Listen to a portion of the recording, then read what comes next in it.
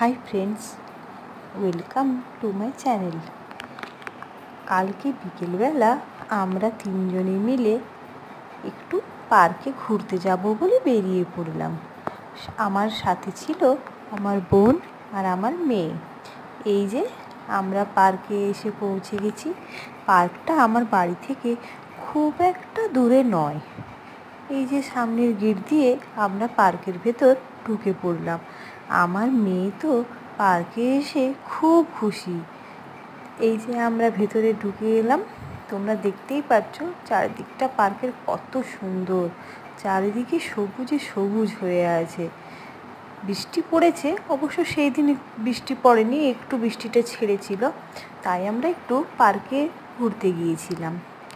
ওই যে আমার মেয়ে আর আমার বোন সামনে এগিয়ে গেছে।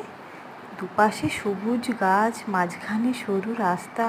উফ, সত্যি এত সুন্দর লাগছিল না এখানে হাঁটতে, অসাধারণ। এই যে দেখো আমার মাম্মার কত সাহস, ও বাঘের পিঠে চেপেছে, কিন্তু ওর মিমিকে একটুও ছাড়েনি, বলছে বাঘ আমাকে ধরে ফেলবে। খুব খুব ভয় পেয়ে গিয়েছিল বাঘে চেপে। এই যে ওখানে সে আর থাকবে না, ও অন্যান্য রাইডগুলোতে ঘুরতে যাবে। মিমির কোলে চেপে ও পার্কে ভেতর দিকে চলে গেল। আরও অনেকগুলো বাচ্চা এখানে ছিল, তারা কি সুন্দর খেলা করছিল।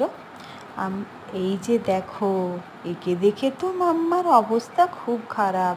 ও কিছুতেই সেখানে দাঁড়ালো না, ওর মিমিকে সাথে নিয়ে ওই যে দূরে পুকুর পাড়ে ওখানে গিয়ে দাঁড়িয়ে আছে।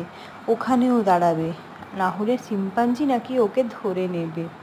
ভাবো একবার, এখানের চারপাশটা এত সুন্দর পরিবেশ, সত্যি এত ভালো লাগছিল এখানে।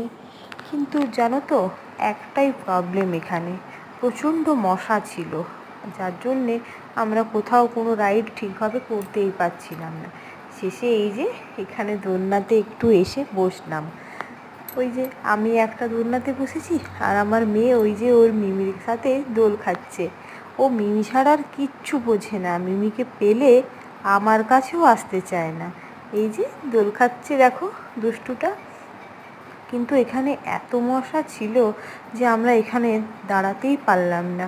তাই ভাবলাম এখানে তো আর বেশিক্ষণ থাকা যাবে না, তাই এখান থেকে বেরিয়ে যাই।